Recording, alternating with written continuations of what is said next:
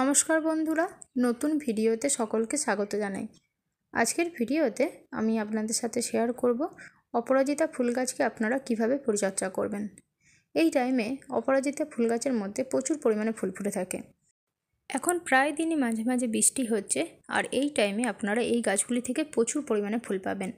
আপনারা যদি গাছের মধ্যে কিছু অল্প পরিচর্যা করেন তাহলে এই টাইমে আপনারা গাছগুলিতে প্রচুর পরিমাণে ফুল পাবেন।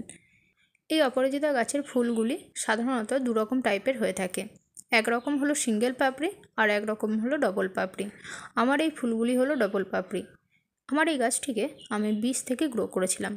খুব ভালোভাবে গাছটি গ্রো হয়েছে, আর গাছটির মধ্যে কিন্তু প্রচুর পরিমাণে ফুল ফুটছে। এই গাছগুলিকে বসানোর জন্য আপনারা 8 থেকে 10 ইঞ্চির পর ব্যবহার করবেন। গাছের মাটি খুব ভালোভাবে তৈরি করে গাছগুলিকে লাগিয়ে দেবেন। গাছকে খুব ভালো ঝাঁকালো করতে হলে আপনারা নিয়মিতভাবে গাছগুলিকে পিঞ্চিং করবেন। গাছগুলিকে নিয়মিতভাবে যদি পিঞ্চিং করেন তাহলে গাছ খুব ঝোপালো টাইপের হবে এবং গাছের মধ্যে প্রচুর পরিমাণে ফুল ফুটবে। গাছ একটু বড় হয়ে যাওয়ার পর একটু সাপোর্টের প্রয়োজন আছে, আপনারা অবশ্যই কিন্তু সাপোর্ট দেবেন। তার সাথে সাথে এই গাছগুলিকে আপনারা রোদে রেখে দেবেন, আর গাছের মাটি সবসময় অল্প ময়েস্ট রাখবে। গাছের মাটিতে যেন একটা ভেজা ভাব সবসময় থাকে, তা না হলে কিন্তু কুঁড়িও ঝরে যাবে এবং গাছও শুকিয়ে যাবে, গাছের পাতা হলুদ হয়ে যাবে। তো এই বিষয়টা আপনারা অবশ্যই লক্ষ্য রাখবেন। গাছের মধ্যে প্রচুর পরিমাণে ফুল পাওয়ার জন্য নিয়মিতভাবে পুরনো ফুলগুলিকে অবশ্যই তুলে ফেলে দেবেন। তা না হলে ফুলগুলি থেকে যদি বীজ হতে শুরু করে তাহলে কিন্তু গাছের মধ্যে ফুল কম ফুটবে। তো আপনারা অবশ্যই কিন্তু ফুলগুলি ফুটে যাওয়ার পর শুকনো ফুলগুলিকে তুলে ফেলে দেবেন।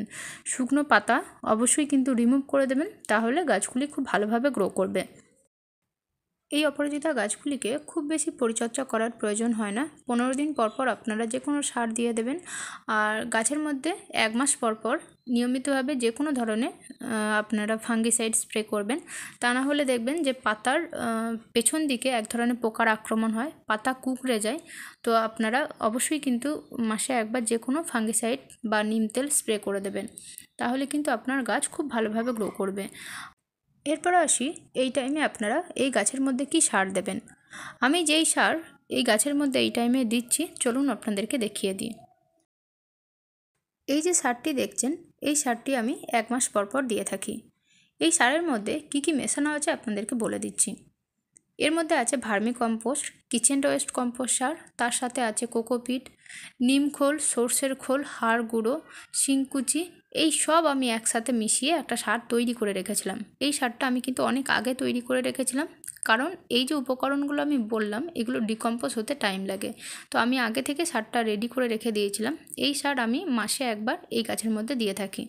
খুব ভালো একটা সার। এই সারের মধ্যে সব ধরনের উপাদান আছে যেটা গাছের প্রয়োজন। তো আপনারা এই সার অবশ্যই কিন্তু রেডি করে রেখে দেবেন, এবং গাছের মধ্যে যে কোনো গাছেই, ফুল গাছেই দিলে কিন্তু আপনারা এই সার যদি আপনারা গাছের মধ্যে দেন তাহলে খুব ভালো রেজাল্ট পাবেন এবং গাছের মধ্যে কিন্তু প্রচুর পরিমাণে ফুল ফুটবে।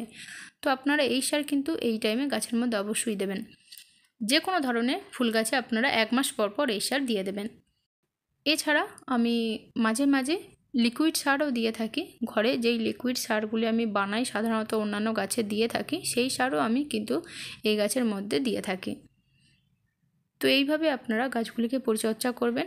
খুব বেশি অতিরিক্ত পরিচর্যা করার প্রয়োজন হয় না, অল্প কিছু সার দিয়ে দেবেন, তাহলেই কিন্তু এই গাছগুলি খুব ভালোভাবে গ্রো করবে। আর গাছের মাটি কিন্তু অবশ্যই সবসময় ময়েস্ট রাখবেন, তা না হলে কিন্তু গাছ শুকিয়ে যাবে। তো বন্ধুরা, আজকের ভিডিও তাহলে এখানেই শেষ করছি। ভিডিওটা কেমন লাগলো অবশ্যই কমেন্টে জানাবেন, এবং আপনি যদি আমার চ্যানেলে নতুন হয়ে থাকেন তাহলে প্লিজ সাবস্ক্রাইব করে পাশে থাকবেন। ভিডিওটা শেষ পর্যন্ত দেখার জন্য আপনাকে অসংখ্য ধন্যবাদ।